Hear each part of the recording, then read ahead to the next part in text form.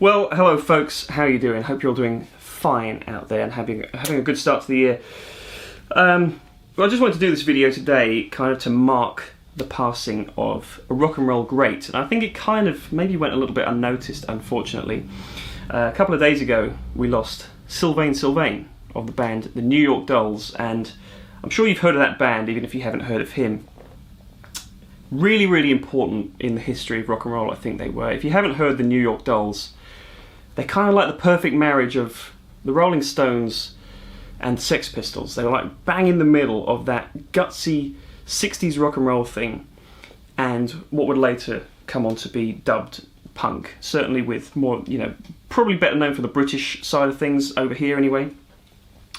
But the New York Dolls kind of kick-started what that punk thing would become. So, bands like the Ramones, Stooges as well, they're all in that same kind of time period.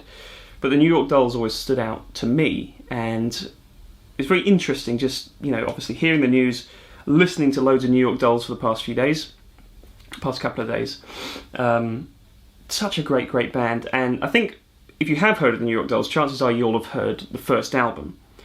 They went on to do some great stuff as well. They had a great guitarist called Steve Conte in the late noughties, I think, and they did a couple of really cool albums that I really like, but the stuff they're best known for was 73, 74, and it got me thinking how great a year 1973 was for me. As a musician, as a young guitar player, loads of my favourite stuff just so happened to have come from that time period. So it got me thinking about the year in a kind of wider way and what else happened in 1973. The New York Dolls put out their first album, which was huge for me as a young guitar player. I really took a lot from that style. But interestingly enough, there was also Raw Power by Iggy and the Stooges came out in 73. Another one of my very, very favourite guitar albums ever. If you haven't heard that, the guitar player I think was called James Williamson, did amazing stuff on that record once again in 73. So it got me thinking, is this just a coincidence here? And just today I thought, I'd look into this a little bit further. I just wrote down a bunch of other albums that came out in 73. Houses of the Holy by Zeppelin. Dark Side of the Moon. Goodbye Yellow Brick Road, Elton John. First Queen album as well. And those are just a few that really had a huge influence on me as a young guitar player. So, I think it is probably just a coincidence because every year in the 70s, and the 80s too, but specifically the 70s was a great year for classic rock albums. Like, there was no shortage of great albums year upon year. And it just so happens that a lot of the ones that were best to me came out in 73. And I thought that was quite interesting. There's also a bunch of albums that I've come on to discover later on in life that I really love, that also just so happen to have come out in 73. So, for example, Band on the Run, Inner Visions by Stevie Wonder, Billion Dollar Babies, Alice Cooper. The first Lynyrd Skynyrd album, Aladdin Sane, came out in 73. Genesis, Selling England by the Pound. Mind Games, John Lennon, and probably the only Frank Zappa album that I can stomach in its entirety, Overnight Sensation. These all came out in 73. So perhaps I'm looking for links here, but interesting, I think. I think maybe everyone's got that. They've got a certain time period where there's just a bunch of music that they love that came out.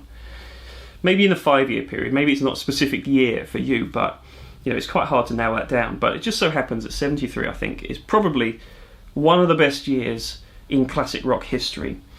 So, that's the year kind of spoken for. It's a very, very good year. And the fact that the New York Dolls came out at that time as well was quite important. And like I said, I really took a lot from them.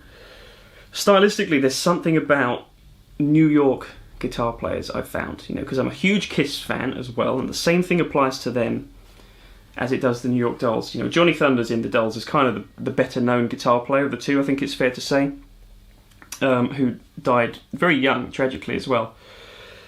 But he was the coolest guy, I always thought, because he kind of introduced me, anyway, to the less serious side of rock and roll. So, when you're a young guitar player or any musician, I think you take things very seriously. And, you really have a lot of admiration for the technical side of what can be done with guitar. So certainly for me, I was big into technical players. And then I discovered the New York Dolls and Kiss. And it kind of opened up this book of, you can just relax, just have fun. So that's what Johnny Thunders did really well, and he's got the coolest story about Johnny Thunders for me was, I saw some early pictures and videos of the New York Dolls. He was playing a Gibson Les Paul Special, which again was TV yellow, but it had 2 pickups. And the story goes, as I know it, that they were playing a gig. He accidentally flipped up to the rhythm pickup, which was switched off, and he thought the guitar was broken. Subsequently, smashed it up. So I think the text, just to kind of save anything like this happening in the future, they gave him a Les Paul Jr. instead. That was his guitar of choice from that point on. Just 1 pickup. I mean, how rock and roll is that? So that kind of gave birth to the Johnny Thunders and Les Paul Jr. thing, which for me has always been one of the perfect guitar marriages.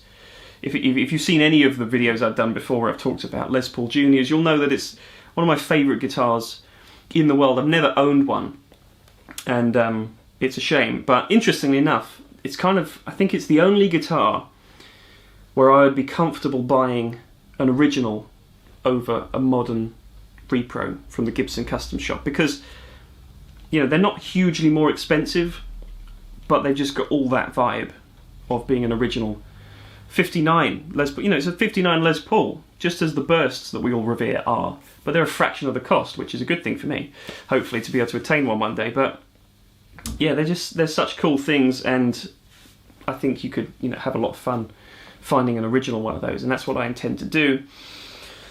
So that all kind of comes from the Dolls once again. It's just, there's lots of these little links to that great band, and just the way they play guitar, that New York style of guitar playing, like I said, is just so different to a lot of the British guitar players that we know and love. I've talked about Jimmy Page before, which you may have seen, and there's a certain crossover there in the kind of the swagger behind the guitar playing. But with the New York bands, I don't know what it is, they just had so much more edge, and I guess it's just the American attitude that I really like. I think we always like the stuff that is not native to us, perhaps.